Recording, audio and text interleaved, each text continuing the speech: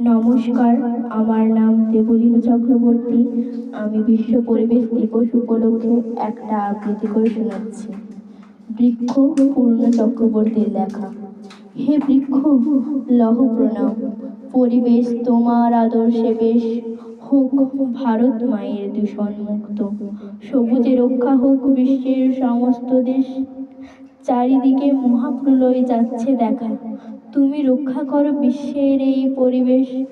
জ্বলছে ব্রাজিলের আমাজন জঙ্গল, পাটনার মতো জলোচ্ছ্বাসে ডুবছে অনেক দেশ।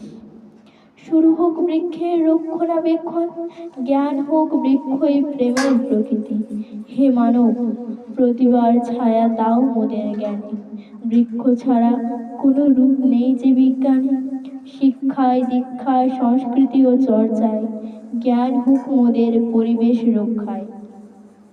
গুণীজনের চেষ্টায় কবিত্বের ভাষায় বৃক্ষই শুধু পারে মুখ্য ভূমিকা পালন করতে পরিবেশ রক্ষায়। নমস্কার।